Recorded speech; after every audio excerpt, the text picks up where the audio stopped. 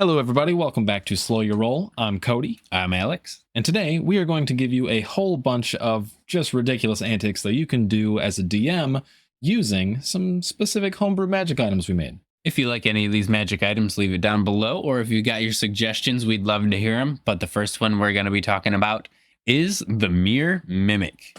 In this ornate hand mirror that's got a bunch of different faces on the back of it, you're able to look into this mirror and change your face for an hour of the face of anyone you've seen beforehand. But the thing about that is, it's just the face. So who's to say the little halfling assumes the face of the 6-foot king?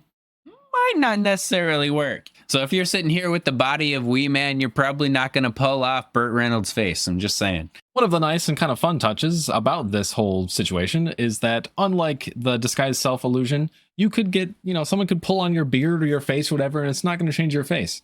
So as long as you can sell it with just the face change, it's kind of better than disguised self, but it's rarely going to work that easily. Next on the list is the Whispering Stone. This small, smooth, palm-sized stone is kind of cool to the touch, and it just kind of hums a little bit if you put it up your ear. It's very interesting and mystical, but you really find out the magic when you place it against a closed door or a wall, and then you can suddenly hear as if you're in the room that the wall's touching or on the other side of the door. You can hear the conversations there fully as if you're right there in the room. Which is pretty awesome for espionage, but unfortunately, it's like you're right there in the room.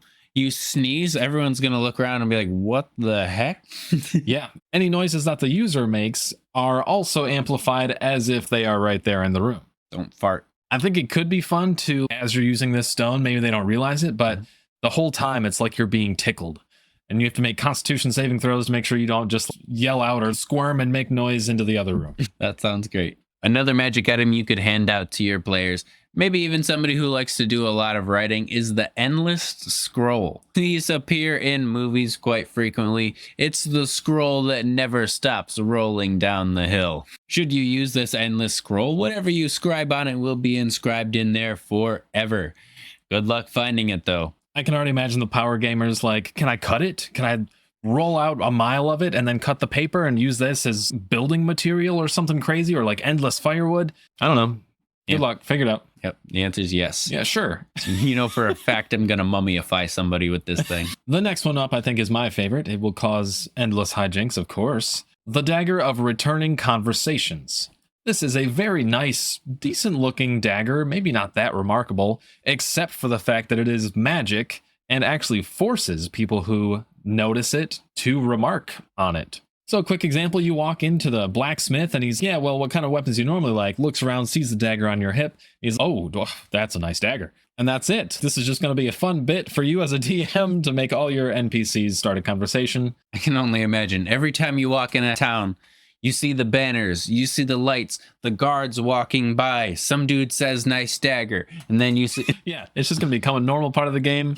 I love it. I might use this. And the best thing about this dagger is it's got a returning feature. Much like these conversations, it's going to be able to be thrown about 20 feet and 60 feet at disadvantage. But when it hits something, it returns right back to you. So I can already imagine you've got your players trying to be all sneaky in this area, especially if this dagger belongs to the rogue. Oh, here we go.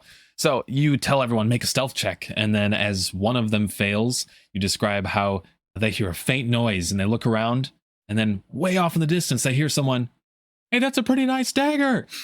Oh, they're caught. Get them. Right. I feel like that would be really fun. Yeah, that'd be great. Another magic item that will have endless laughs at your table, especially if you give it early on. You know there's always a language barrier with the countless languages in DnD. But if you had the Ring of Reversed Reading, this would really help things out. Because this gold ring that feels cool to the touch with a few runic inscriptions on it lets you understand any language, but you don't understand it completely. You understand it with a bit of a jovial sarcasm. So you're reading into the parchment, it's like, we awoke in the sunlight, and it'll be like, we got up in the morning, duh. I can imagine this basically turning every language into just a Captain Obvious type of snarky sarcasm, as if the words were coming directly out of Tony Stark's mouth.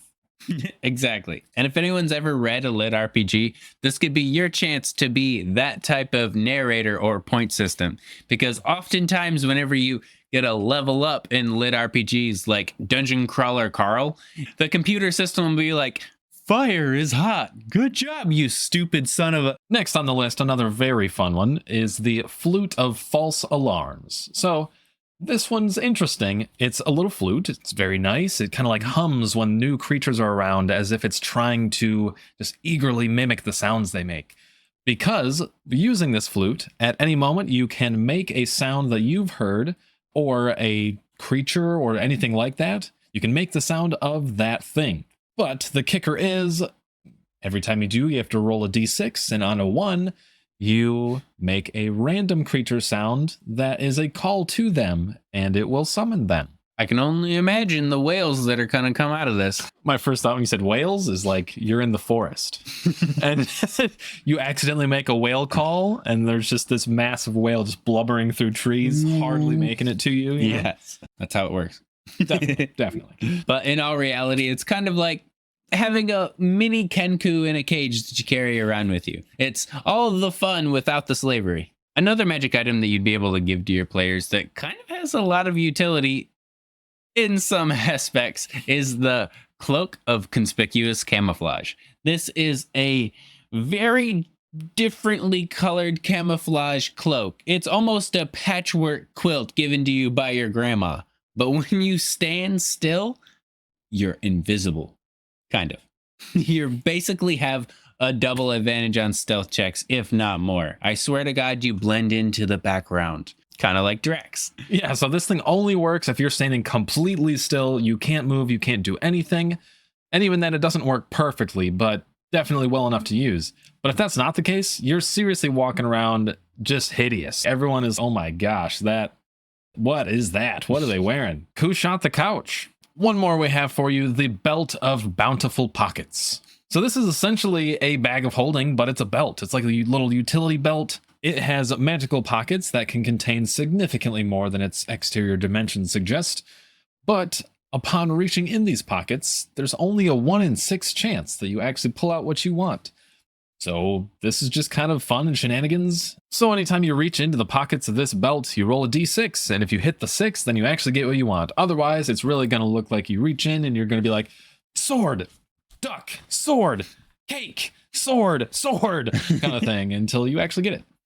And legend says, no one's ever seen one of these belts empty. This, of course, will allow you as the DM to put whatever you want in the thing before the players get to it. Oh, yes, absolutely. You know that guy that's been a turd for a little bit? Sword! Snake! Exactly. Yeah.